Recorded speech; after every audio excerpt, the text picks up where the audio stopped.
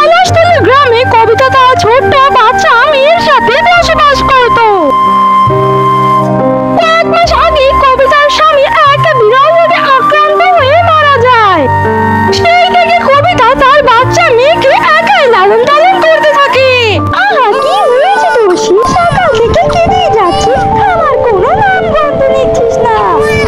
বুঝতে পেরেছি, আজ বুঝি তোর বাবার কথা খুব মনে পড়েছে। কিন্তু কি আর করবি, বাবা যে আমাদেরকে ছেড়ে অনেক দূরে নীল আকাশের তারা হয়ে আমাদেরকে দেখছে। তুই এখন না কেঁদে আয়, লক্ষ্মী সোনার মতো ঘুমিয়ে পড় দেখি। টুম্পা রানী, মাসি, পিসি মোদের বাড়ি এসো, খাট নেই, পালং নেই, আসন পেতে বসো।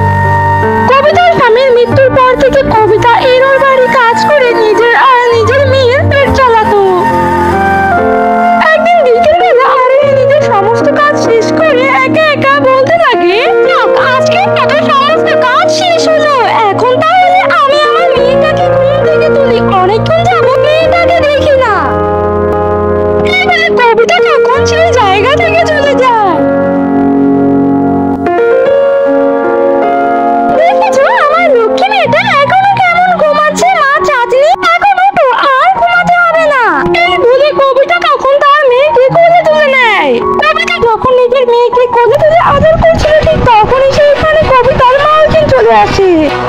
আপামনি, আপনি আপনি এখানে কি করেছেন? আর কোনো কাজ কি করা বাকি রয়ে গেছে? না রে কবিতা, আর কোনো কাজ বাকি নেই। তোকে এই বলতে এলাম যে তোকে আর কাল থেকে কাজে আসতে হবে না। না না আপামনি, এমনটা বলবেন না। আপনার কাছে কাজ করে যে আমার সংসার চলে। আপনি যদি আমাকে কাজ থেকে ছাড়িয়ে দেন তাহলে যে ছোট বাচ্চাটাকে নিয়ে না খেতে পেয়ে মরে যাব। যদি আমার কোনো কাজে ভুল হয়ে থাকে তাহলে আপনি আমায় বলবেন, আমি আর কখনো কোনো কাজে ভুল করবো না। তাও আপনি দয়া করে আমাকে কাজ থেকে ছাড়িয়ে দেবেন না। না না কবিতা, তোর কাজে তেমন কোনো ভুল হয় না। আসলে এইবার তোর সাহেব যে ব্যবসায় অনেক বড় লস খেয়ে গেছে। এই মুহূর্তে আমাদের সংসার চালাতে হিমশিম খেতে হবে। আর এতে কাজের লোক কিভাবে রাখি বলতো? এই নে তোর এই মাসের মাইনেটা নে। আর বেশি চিন্তা করিস না, খুব তাড়াতাড়ি দেখবি কি তুই অন্য কোনো বাড়িতে কাজ পেয়ে গেছিস। এই বলে কবিতার মালকিন তখন কবিতাকে তার এই মাসের মাইনেটা দিয়ে দিল। এরপর কবিতা মন খারাপ করে তার মেয়েকে নিয়ে সেইখান থেকে চলে যায়। এই ঘটনার পর থেকে কবিতা গ্রামে ঘুরে ঘুরে সবার কাছে কাজ চাইতে থাকে। কিন্তু সবাই কবিতার সাথে তার ছোট্ট বাচ্চাকে দেখে তাকে কাজ দিতে মানা করে দেয়।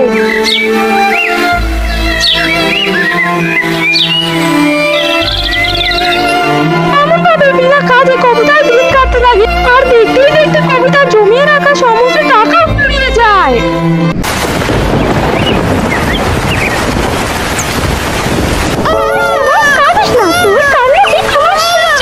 মেয়েটার কাজ গা চলে উঠে যাচ্ছে। ঘরে একটা টাকা পয়সা দেখাবো, টাকা পয়সা থাকলে এবার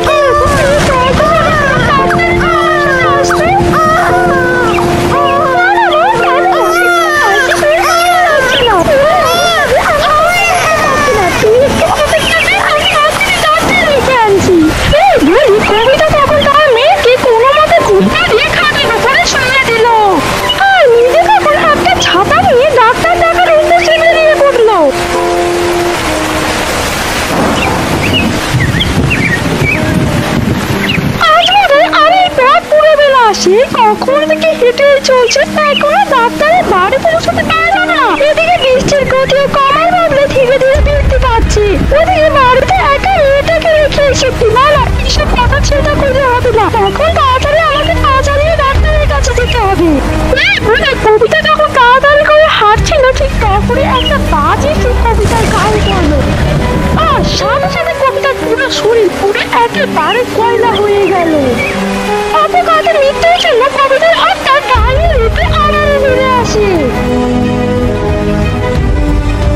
হায় হায়, এ কি হলো? আমি মারা গেলাম? না না, এটা হতে পারে না। আমি মারা যেতে পারি না। আমি মারা গেলে আমার মেয়েটার কি হবে? সৃষ্টিকর্তা, তুমি আমার সাথে ঠিক করনি। আমার মেয়ে আমি ছাড়া যে আর কেউ নেই। আমি যদি মারা যাই তাহলে ও দেখাশোনা করবে কি? না না, আর কথা বাড়াবো না। এখনই আমি আমার মেয়ের কাছে যাবো। ও যে ঘুম থেকে উঠে আমায় না দেখতে পেয়ে খুব কান্না করবে বলে কবিতা তখন তার ডাইনি ক্ষমতা ব্যবহার করে সেখান থেকে চলে যায়। মেয়ে চাঁদনি ঘুম থেকে উঠে তার মাকে তার পাশে না দেখতে পেয়ে জোরে জোরে কাঁদতে থাকে। কবিতার মেয়ে যখন এমন ভাবে কান্না করছিল ঠিক তখনই সেখানে কবিতা ডাইনি রূপে চলে আসে।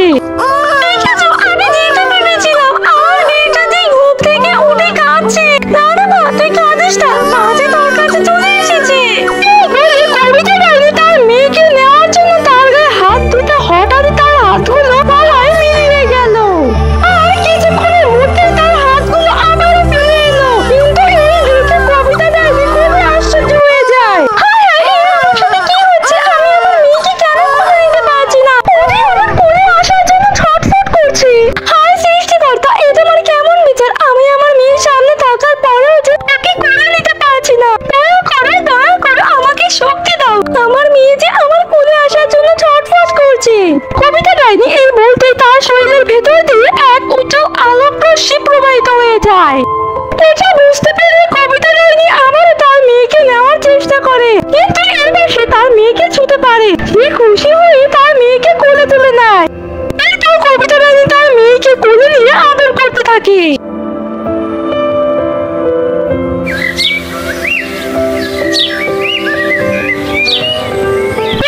খুব ভোরবেলায় কবিতা ডাইনি তার ছোট্ট মেয়েটাকে নিয়ে সারা জীবনের মতো তার বাড়ি ঘর ছেড়ে চলে যায়।